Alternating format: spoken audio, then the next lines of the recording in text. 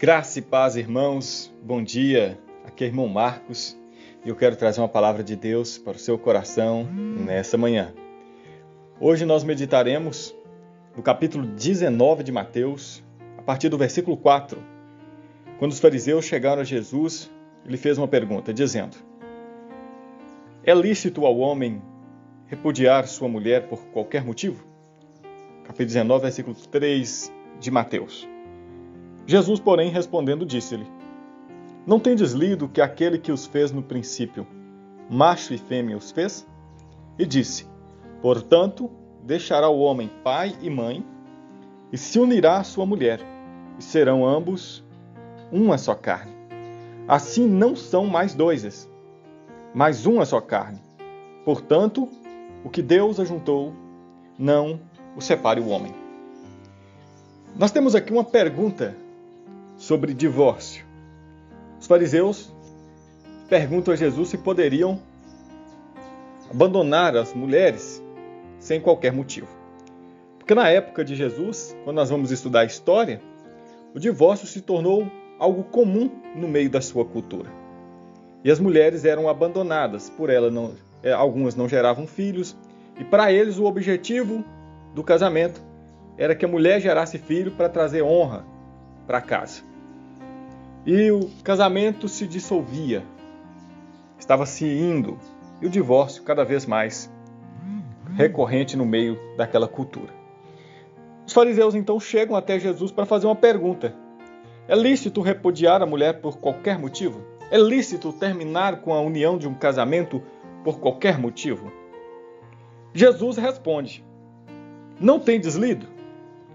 A pergunta de Jesus, não tendes lido, está demonstrando que o divórcio, naquela cultura tão ampla, é um desconhecimento sobre o propósito de Deus para o casamento. Então eu quero, primeiramente, que você tenha a visão correta do casamento.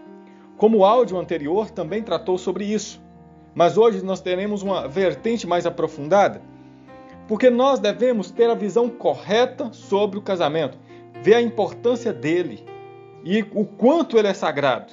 Enquanto você olhar o casamento com essa visão cultural, social que o mundo fez, como se fosse algo comum, algo que destrói, você não verá nenhum motivo para continuar um casamento, se ele já não te agrada. Nós vivemos uma sociedade fluida, um mundo fluido, relacionamentos também fluidos. Tudo está fluindo, tudo se esvai. Se alguém não é útil para mim, não serve. Se alguém não me traz mais satisfação, não serve. Se as minhas emoções não são saciadas pelo cônjuge, não serve. E aí vive as pessoas em procura de uma água para saciar essa sede de paixão que nunca chega. Porque a paixão ela é breve e o amor perdura para sempre. Eles conhecem o que é paixão, o amor platônico, mas não conhecem o amor cristão, nem ao menos sabem o que é o amor. E ao decorrer das reflexões trataremos sobre as regras de um casamento, sobre como viver em paz no casamento. Mas primeiramente, você não pode avançar se você não tiver a visão correta de um casamento. A visão correta de um casamento começa com um propósito divino. Deus foi quem criou macho e fêmea.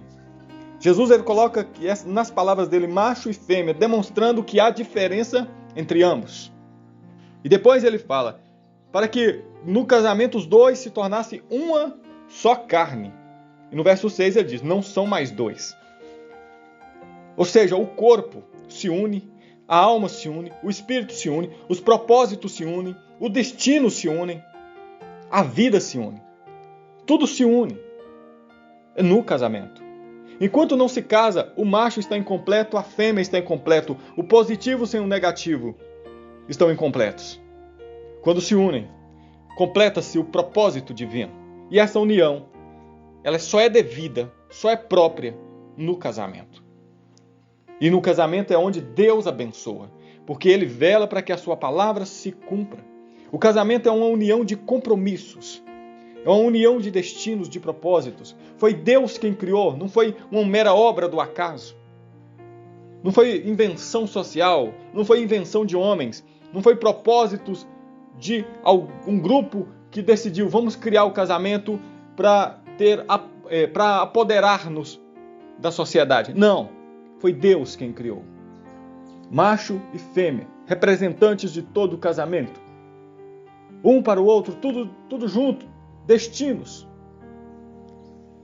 E essa frase de Jesus, e deixará homem, pai e mãe. Nós meditamos ontem sobre isso, que para se lançar ao novo é necessário afastar-se do antigo. Aí ele disse, não são mais dois, mas uma só carne. Querido, eu quero que você pense nisso. Foi Deus quem criou, foi Deus quem tornou sagrado. O primeiro casamento foi Deus quem fez, para ser modelo para todos que virão após. Em Provérbios diz que quem alcançou uma esposa, alcançou a benevolência do Senhor, uma esposa virtuosa. Deus o abençoou, o agraciou com isso. Não são mais dois. Por isso que quando Paulo fala que o homem que maltrata a sua esposa, ele está maltratando a si mesmo. Mas tal ato acontece, a esposa que maltrata o marido a si mesma se maltrata. Por que essas coisas acontecem? É porque eles ainda não têm a visão de que o outro é uma extensão de si. Que a esposa é uma extensão do marido e que o marido é uma extensão da esposa. Deveria-se ter o mesmo respeito que tem para com você mesmo, para com o outro. Porque os dois tornam-se uma só carne, um só. Está falando ali de um completar-se. Completou-se. A finalidade chegou. Já ouvimos muito falar, né, sobre alma gêmea, mas em certo sentido é quase isso. É como se fossem duas peças de um quebra-cabeça que Deus ajuntou. Foi Deus que ajuntou. Aí na parte última, depois de Jesus lançar esses argumentos, e depois de falar que foi Deus quem fez macho e fêmea, no princípio, depois ele falou sobre a união desses dois, no versículo 5. No 6 ele já falou que já não são dois, mas uma só carne, então fez essa união completa. O casamento está formado entre corpo, alma e espírito, a união está completa. E quem uniu? Foi o Senhor quem criou o casamento. Aí Jesus parte para a parte B do versículo 6 dizendo, portanto, o que Deus ajuntou, não o separe o homem. Isso é uma ordem. E ele fala, não o separe aquilo que Deus ajuntou. O divórcio é um mal na sociedade. Depois Jesus vai colocar algum mal que é superior ao divórcio. Por exemplo, a questão do adultério, que será uma das brechas para que se haja o divórcio. Todavia, por qualquer motivo, não. Jesus lista um motivo aqui, à frente. Depois nós veremos outros motivos, mas aqui apenas este. Por que os fariseus estavam com essa visão deturpada sobre o casamento? Porque eles não entendiam a visão de Deus sobre o casamento. Eu quero que você, ouvinte querido, pense nisso. Como está o seu casamento? Faça uma reflexão. Responda essas perguntas. O que é o casamento? Qual o propósito do casamento? E quem criou a instituição do casamento? Quando você dissolve um casamento ou vive o casamento de forma desordenada, você está ofendendo diretamente o Criador do casamento. Eu quero orar por você. Senhor, essa caminhada é longa. Serão tantas reflexões sobre o casamento, Senhor. E Pai amado, a Tua palavra foi escrita para que o homem de Deus seja perfeitamente habilitado para toda e qualquer obra. Eu peço ao Senhor, meu Deus, que ao final dessas reflexões, Pai, que acontecerá daqui a alguns meses, aqueles que estão ouvindo venham ter um casamento saudável, uma visão correta sobre o casamento, um sentimento saudável, um amor profundo pelo cônjuge. Pai amado, em nome de Jesus Cristo, que aqueles que estão vivendo em crises no casamento, Senhor, eu peço ao Senhor que estenda as suas bênçãos sobre eles porque o Senhor foi quem criou o casamento e o Senhor também o sustém, Pai.